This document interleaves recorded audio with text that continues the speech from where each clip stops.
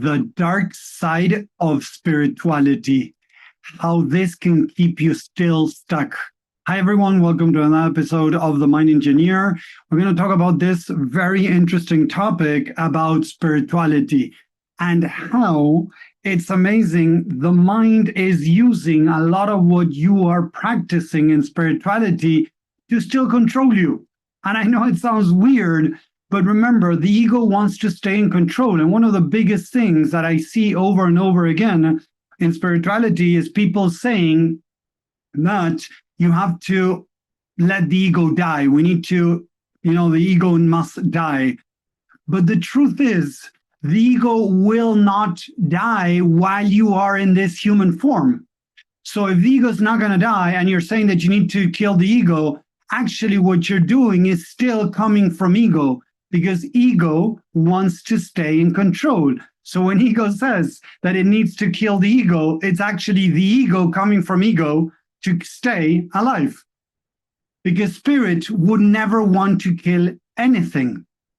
And if we go back on how ego was created when you were going through different circumstances in your life and they were painful, and you created an alternative version of you to try to survive. So behind ego, there's you, nobody else.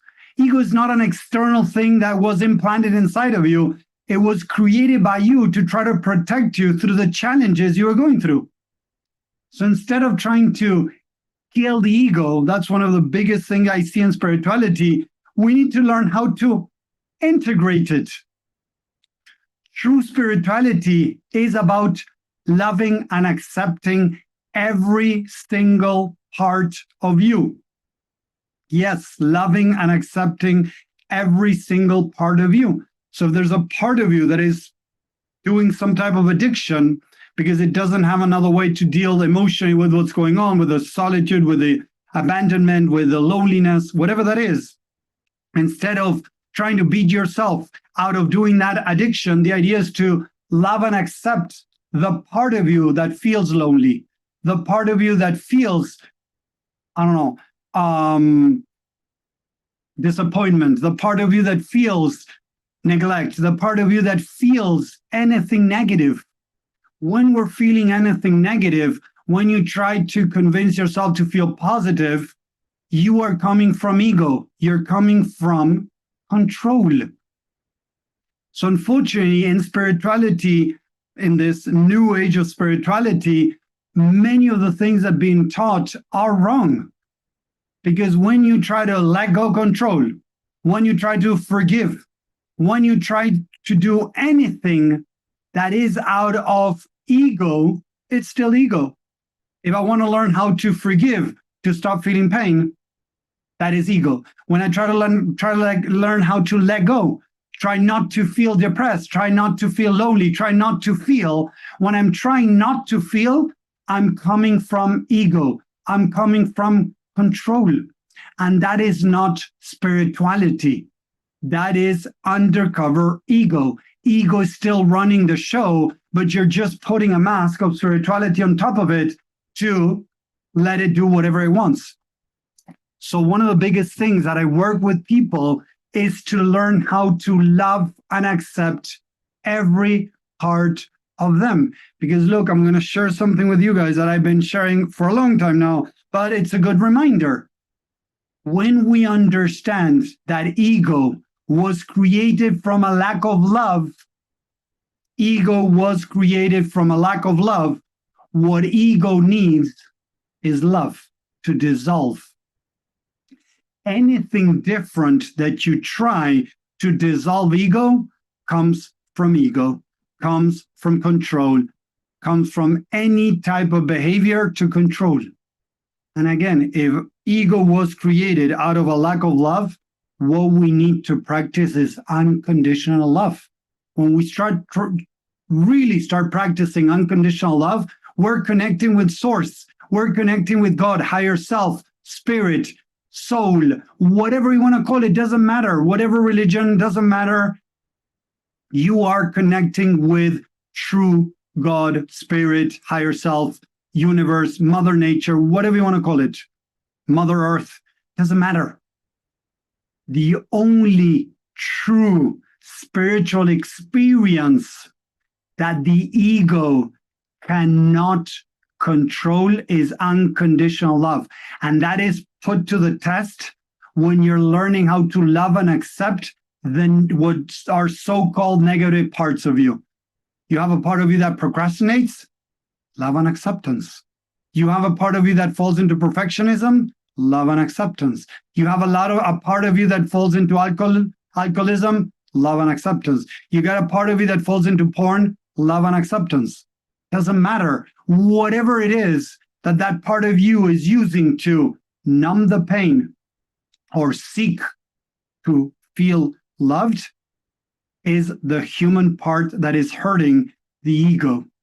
The more you go into war with the ego, it's ego against ego. That is not spirit. Because if we want to talk about higher self, God, whoever you want to call it, name you want to put to it, it loves us unconditional. If we are a uniqueness part of God here on earth, the best thing we can do is to practice unconditional love. And I'm not saying it's easy, but it's loving those dark parts of you. And I use this because, as many of you know, I don't like talking about shadow work because there's no shadow. I know the concept, don't get me wrong, and I love Carl Jung, many things that he's taught, but nowadays we need to update that concept into doing light work. Because at the end, what you're finding over there at the bottom, at the end, repressed, is a part of you of light. I'm going to find a Tommy that went through some struggles as a kid and made language in his mind to think that he's not good enough. That makes him think that he's not valuable, not worthy, that he's inadequate, that he's not lovable, that he's not special. That is language in the mind. So there's no darkness. The darkness are the language, the words, the language that you're using in your mind. That is the so-called darkness. Because behind that language, there is Tommy that is light. So it doesn't exist shadow work as so. I understand is that you're bringing to the light the parts of you that were hidden in a way. I get it. But for the mind, it's very challenging when you talk about shadow work. When you talk about light work, it takes some pressure off. It makes you feel more free, more lighter, right? Than when you talk about shadow work, because people are scared of going within. This a little bit earlier today, I was working with a guy. I've been working with him for a while now, and he's a business owner. He's a leader. He leads people. And he did some courses with me, some training one-on-one. He did also the training on conscious leadership. And telling me that the other day he went to a meeting, a big meeting that they do every year for this company worldwide, where they were talking about conscious leadership, and they never even mentioned the word emotions.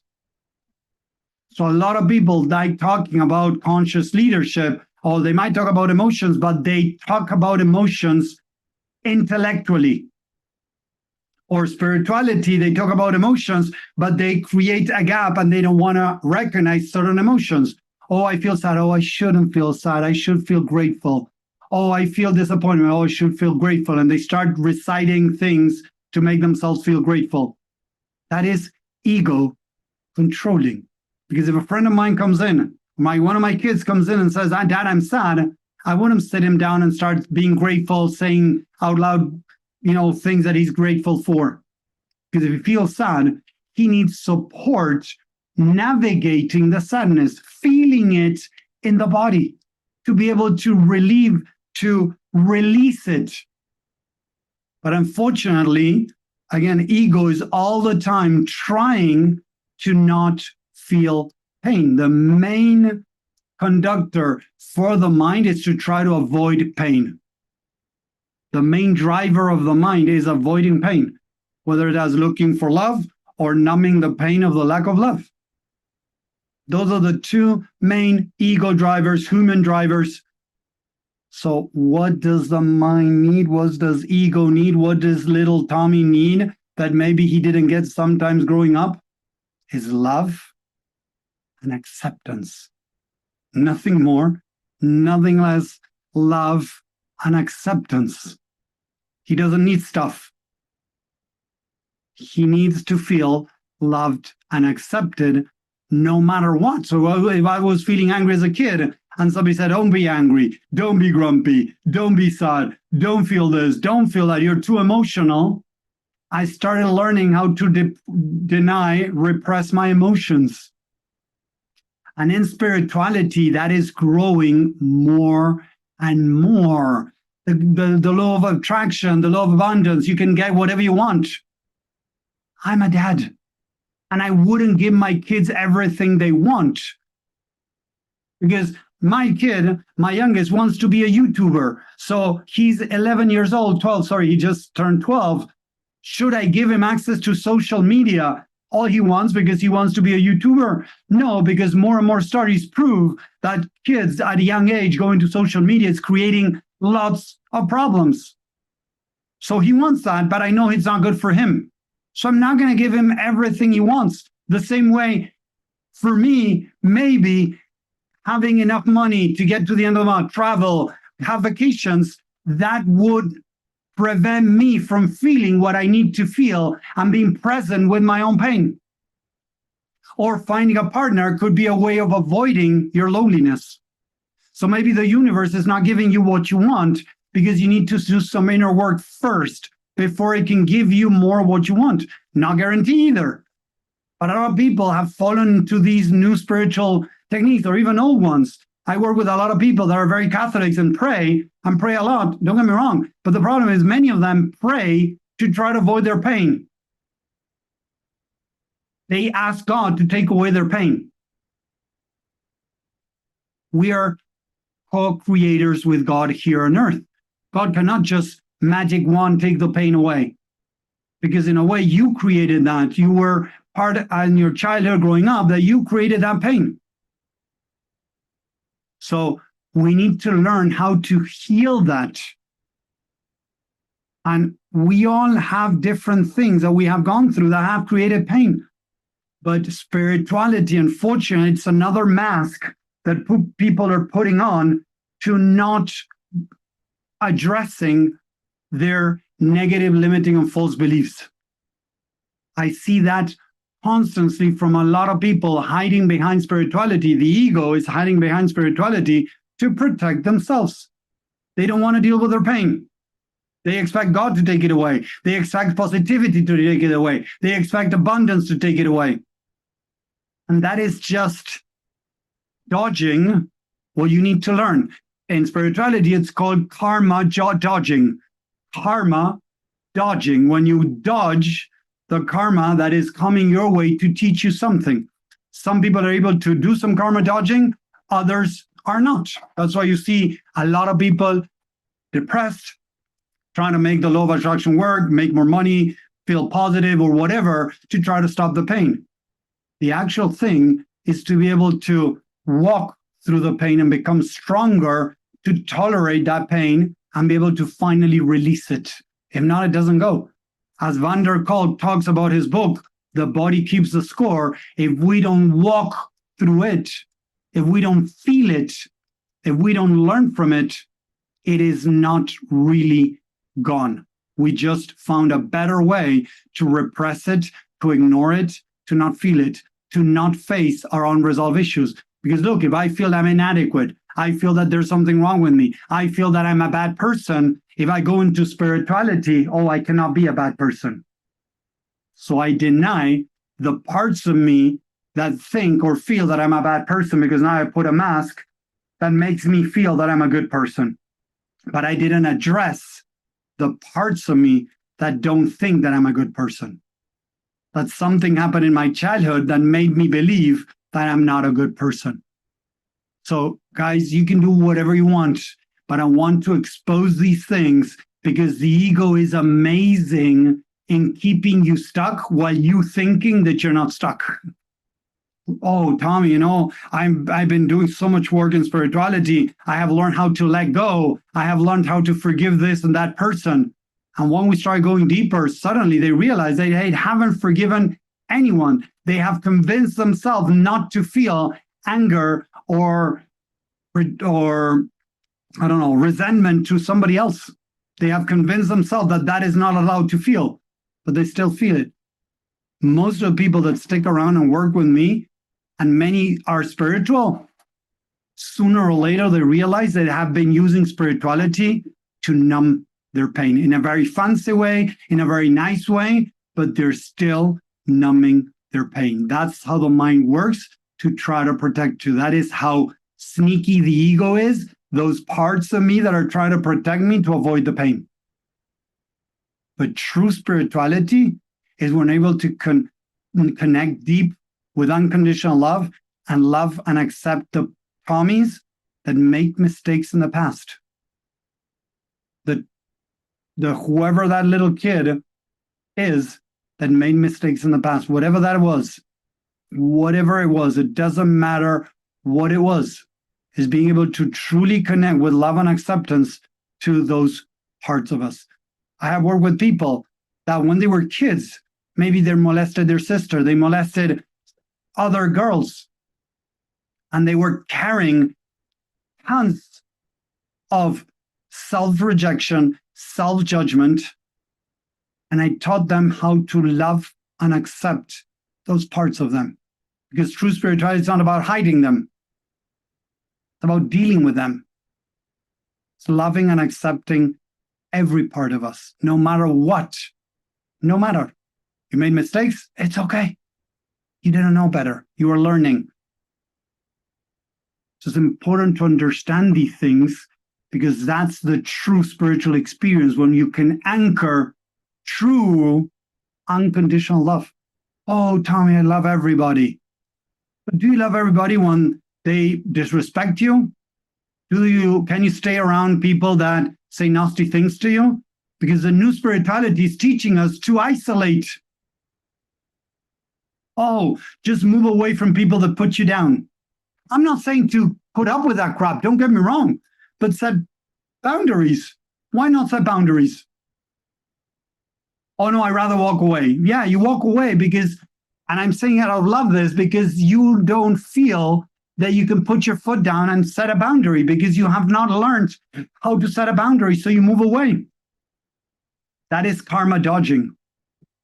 That is not actually dealing with what you need to be able to become stronger. Speak up and tell this person, hey, Tommy, what you said, I did. Sorry, hiccups. Tommy, I didn't like what you said. There you go. Instead of facing that, people are learning how to isolate. And that's what spirituality from ego is creating. A lot of people that are isolating and moving away from people that hurt them, instead of saying, okay, what is this helping me see about myself that I'm hurting myself? What did this person say or do that I used to hurt myself? Because when it is mentally or emotionally, I'm not saying it's easy, guys, I'm still working on this, but when somebody says something that bothers you, makes you feel uncomfortable, it's something that you already believe in. Because if you complain about my blue hair, red hair, anything from me, if I don't believe in it, I don't have blue hair, I don't have red hair, I don't have yellow hair. It's not going to affect me. But if you say something I'm self-conscious about, or maybe not self-conscious, but it's something within me, something maybe that I experienced during childhood, bullying about something, it's going to bother me today. So whenever something hurts you, it's just revealing a part of you that is needing healing. So let's start really anchoring the true meaning of spirituality, that is getting uncomfortable, setting boundaries, and loving and accepting every single part of you to integrate every part of you. I truly believe that that is our purpose here on Earth. The rest, being the mind engineer, is just an accessory because tomorrow I can change. For many years, I used to teach emergency care and that was it. But then suddenly I discovered this and I started pivoting and I do mostly the mind engineer and this work, but I do a little bit of the other stuff too. So did I lose my identity of emergency care? No, that wasn't who I was. That was an accessory of what I chose. as I'm not the mind engineer. I'm an accessory of that. I am Tommy. I am different qualities that describe who I am. The rest are accessories in this life that can change very easily. So when we're able to truly anchor that unconditional love, things are going to truly start changing in your life, because that's the true spiritual experience. Anything else could be grabbed by ego and keep you stuck. So I hope that makes sense. Let me know in the comments what you think about this. If you heard something like that, if it resonates. If it doesn't resonate, I want to hear your comments too. Just please share down here your comments. If you're watching live, #live.